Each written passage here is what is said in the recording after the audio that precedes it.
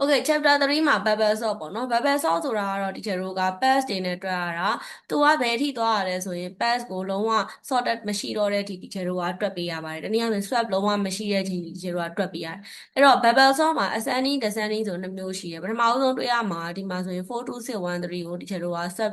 ဒီဟာကိုတွက်တာပေါ့အဲ့တော့ pass 1မှာ4 2 6 1 3ဆို4နဲ့2နဲ့ ascending မဖြစ်လို့ swap လုပ်မယ်4နဲ့6နဲ့ကကြတော့ ascending ဖြစ်တော့ swap မလုပ်ဘူး6နဲ့1နဲ့ swap လုပ်မယ်6နဲ့3နဲ့ swap လုပ်မယ်โอเคနောက်ဆုံးကိုရောက်သွားတဲ့အချိန်ဒီ teacher တို့မှာ swap တွေရှိနေသေးတယ်နောက်တစ်ခေါက်ထပ်တွက်ရတယ်အဲ့တော့ pass 2ကိုကြည့်တဲ့အခါမှာဒီ teacher တို့ကဗာလဲဆိုရင်24136ပေါ့နော် no swap ဆိုပြီးတော့မှဒါကတော့ swap မလုပ်ဘူး41ဆို swap လုပ်မယ်43ဆို swap လုပ်မယ်46ဆို swap မလုပ်ဘူးနောက်တစ်ဆင့်ကျတော့21346ပေါ့နော်အဲ့တော့2နဲ့1နဲ့ swap လုပ်လိုက်တယ်အဲ့တော့1 2 3 4 6ဆိုလူဆိုရင်ဒီနေရာမှာရက်လို့ရဘာဖြစ်လို့လဲဆိုတော့ ascending order ဖြစ်သွားပြီလေဒါပေမဲ့ computer algorithm ဆိုအဲ့မှာမရဘာဖြစ်လို့လဲဆိုတော့ swap တစ်ခုရှိနေလို့နောက်တစ်ခုထပ်တွက်ရတော့ pass 4ဒီတွက်ပါအဲ့တော့ဒီလိုပုံစံမျိုးတွေမှာမေးတတ်တဲ့မေးခွန်းကဘာလဲဆို how many comparison in pass 1 pass 1မှာ comparison ဘယ်နှခုရှိလဲဒီမှာဆို4ချိန် compare လုပ်ထားလို့ဆိုရင်4လို့ရေးတာပေါ့နော်နောက်တော့ how many swap in pass 1 pass 1မှာ swap ဘယ်နှခုရှိလဲ1 2 3 3ခုရှိတော့3လို့ရေးတာပေါ့နောက်တစ်ခုကဘာလဲဆို which number remain after the pass ပေါ့နော်ဒါ ascending စီနေတာပထမ pass မှာအကြီးဆုံးဖြစ်တဲ့60နောက်ဆုံးမှာကျန်နေမှာဒါကြောင့်မို့6လို့ရေးတာထက် highest လို့ရေးတာပုံမှန်တာပေါ့နော်နောက် what is the result of pass one first pass ရဲ့ result ကဘာလဲဆိုပြီးဒီလိုမေးထားပါတယ်၄မှတ်ဖို့ဒီလိုမေးတတ်တယ်မေးခွန်းဟောင်း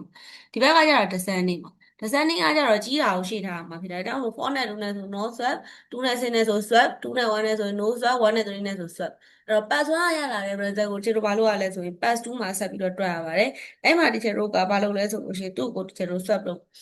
4နဲ့6နဲ့ဆိုရင် swap နော်4နဲ့2နဲ့ဆိုရင် no swap 3နဲ့2နဲ့3နဲ့ဆိုရင် swap 2နဲ့1နဲ့ဆိုရင် no swap ပေါ့နော်အဲ့တော့နောက်တစ်ခုကဘာလဲဆိုလို့ရှိရင်6နဲ့4နဲ့ဆို no swap 4နဲ့3နဲ့ဆို no swap 3 2ဆိုရင် no swap ဒါဆို no swap ရှိတဲ့အထိဒီခြေတို့ကဖြစ်တဲ့အထိပေါ့နော် no swap ဖြစ်တဲ့အထိ there is no swap sorted list ဖြစ်သွားပြီအဲ့ဒီအထိခြေတို့ကစစ်ပေးရတယ်ပေါ့နော်ဒါကတော့ခြေတို့လုပ်ခဲ့ဖို့ပြီးသားဒါပေမဲ့ဒါမေးခွန်းဟောင်းထဲမှာပါတယ်2020ခုနှစ်ရှေ့ပိုင်းကမေးခွန်းနော်နောက်တစ်ခုက2021မှာအောက်တိုဘာနိုဝင်ဘာမှာ old question ထဲမှာမေးထားတဲ့ဥစ္စာ9176 3528ကို teacher တို့ကဘာလုပ်ခိုင်းတာလဲဆို march sort နဲ့စီခိုင်းတာပါ ascending order အတိုင်း answer ကဒီမှာပါအဲ့တော့သူတို့ကို4ခုခွဲလိုက်တယ်2ခုခွဲတယ်တစ်ခုချင်းစီပြန်ခွဲတယ်အဲ့တော့9နဲ့1နဲ့ဆိုရင်19 7နဲ့6ဆို67 35ဆို35 28ဆို28အဲ့4ခုကိုပြန်ပြီးတော့ခွဲတယ်အဲ့တော့1နဲ့6နဲ့ကို compare လုပ်လိုက်တယ်1ငယ်လို့1ကိုထည့်လိုက်တယ်ပြီးရင်6နဲ့9နဲ့ compare လုပ်လဲ6ငယ်လို့ထည့်တယ်7နဲ့9နဲ့ compare လုပ်လဲ7ငယ်လို့ထည့်တယ်နောက်ဆုံးမှာ9ကိုထည့်တယ်3နဲ့2နဲ့ဆိုလဲ2ကိုရင်ထည့်တယ်3နဲ့8နဲ့ဆိုရင်3ကိုထည့်တယ်3နဲ့ဒီ8နဲ့5နဲ့ဆိုလို့ရှိရင်5ကိုထည့်ပြီးတော့မှ8ကိုထည့်တယ်ဆိုတော့အဲ့ဒါပြီးသွားတဲ့အခါကျတော့မှကျတော့8ခုပြန်လဲတော့1နဲ့2နဲ့ compare လုပ်1ထည့်2နဲ့6နဲ့ compare လုပ်2ထည့်နော်6နဲ့3နဲ့ compare လုပ်3ထည့်6နဲ့5နဲ့ compare လုပ်5ထည့်6နဲ့8နဲ့ compare လုပ်6ထည့်8နဲ့7နဲ့ compare လုပ်7ထည့်8နဲ့9နဲ့ compare လုပ်8ကိုထည့်တယ်နောက်ဆုံးကျန်နေခဲ့တဲ့9ကနောက်ဆုံးမှာရေးပါအဲ့တော့ဒီလိုပုံစံမျိုးနဲ့တချို့တော့ mark ဆော့ကိုရေးပါတယ်အဲ့ဒါဘာနံပါတ်ဖို့ပေးလဲဆိုလို့ရှိရင်ကျတို့5 mark ပေါ့နော်5မှတ်ဖို့ဒီကျတို့ပေးပါတယ်ဒီမှာဒီ split into 2 set ဆို10မှတ် split each set ဆို10မှတ် each value single element ဆို10မှတ် mark into sort ဆိုရင်10မှတ် mark back into sorted set ဆိုရင်10မှတ်ပေါ့နော်5မှတ်ရပါနောက်တစ်ခုကတော့ binary search ပါ binary search မှာဒီချက်ပြောထားသလိုပဲသူကဘာရှာခိုင်းတာလဲဆိုရင်ကျတို့ပေးထားတဲ့ဒီ array ထဲမှာ binary search ကရှာခိုင်းတာ11က is in the list ထဲမှာရှိတာရှာခိုင်းတာပါဒီတော့ teacher တို့က binary search ကို teacher တို့ရေးတဲ့အခါမှာ10စနစ်ကနေ20တိရေးလိုက်တာပေါ့ index 0လို့ index 9ထိရေးလိုက်ပြီးတော့မှ lowest index က0 highest index က9ပေါ့အဲ့တော့ lowest index က0 highest index က9ဆိုတော့ median ကိုလိုချင် lowest နဲ့ highest နဲ့ပေါင်းပြီး2နဲ့စားတော့0 plus 9 minus 2ဆို4.5ဆိုတော့ integer ပဲဖြတ်ယူတော့4ရတယ်4ရဲ့ value က15ပါလိုချင်တာက17 median 15ဆိုတော့ကြီးနေတော့ဘာလုပ်ရမလဲဆိုလို့ရှိရင်ဒီကျတော့ highest equal to median minus 1နဲ့တွက်ရမှာဖြစ်တဲ့အတွက်ကြောင့်မလို့ highest က median က4ရတယ် minus 1ဆိုတော့3ရတယ်ဒီချိန်မှာ lowest က0 highest က3 median အတွက်တော့1ရတယ်1ရတော့တွဲကိုလိုချင်တာ11ဆိုတော့ကြီးနေတော့ highest 0လို့ median minus 1ထပ်လျှော့တော့1နဲ့1တော့0 lowest ကလည်း0 highest ကလည်း0ဆို median လည်း0ပဲထွက်တော့အဲ့တော့အဖြေအစစ်မှန်သည်နှစ်ခုစလုံးလက်ခံတယ်ဆိုရင်လည်းဒီ index higher index value lowest index value midpoint index value တွေနဲ့ပြတာတော့ပို့ပြီးတော့မှအဆင်ပြေတယ်ပေါ့နော်ဒါဒီပါလဲဆိုလို့ရှိရင်ဒီကျတို့ဒီဟောပါတော့သူ့ကို teacher တို့ကနေပြီးတော့မှဒါ binary search တွက်ထားတဲ့ပုံစံနောက်တစ်ခုကတော့2025မှာမေးသွားတာဗာလဲဆိုလို့ရှိရင် teacher တို့က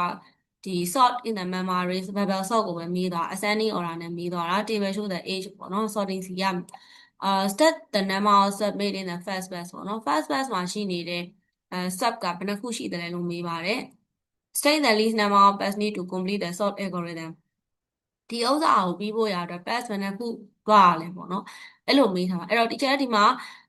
လုံးဝကို teacher တို့ဒါဆိုရင်9 11 12 14 15ဆိုပေမဲ့ဒီမှာကဘာလဲဆို swap တွေရှိနေသေးတဲ့အတွက်ကြောင့်မို့ teacher တို့ကဘာလုပ်ရလဲဆိုလို့ရှိရင်သူ့ကို teacher တို့ဆက်တွက်ရတဲ့အခါကျတော့နောက်ထပ်တစ်ခုမှ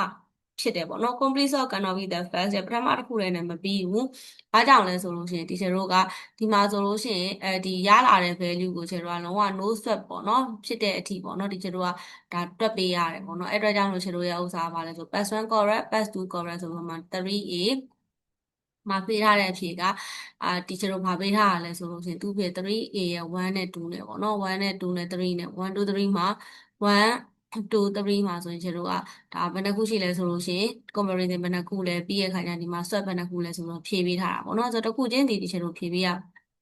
နောက်တစ်ခုကဘာလဲဆို B မှာမေးထားတဲ့မေးခွန်းကြည့်အောင်ပါYou class or store a list of sport requirement. The list contain over 100,000 items or an ascending order. အဲ့တော့ state and justify the most appropriate search algorithm. teacher တို့binary search နဲ့ linear search ဆိုနှစ်ခုရှိတယ်။ဘယ် search algorithm ကိုသုံးမလဲ justification ပြောပြပါ။ teacher တို့က binary search ကိုသုံးမယ်။ဘာကြောင့်လဲ divide and conquer ဖြစ်တဲ့အတွက်ကြောင့်မလို့ fewer search needed နော်ရှားတဲ့အဆင့်တွေပို့ပြီးတော့မှနည်းလို့ပါဆိုပြီးတော့မှဖြည့်ပေးထားတယ်ပေါ့နော်။ Okay အဲ့တော့သားတို့သမီးတို့ကဒီဥစ္စာကိုပြီးအောင်လို့ရေးရမယ်ပေါ့နော်။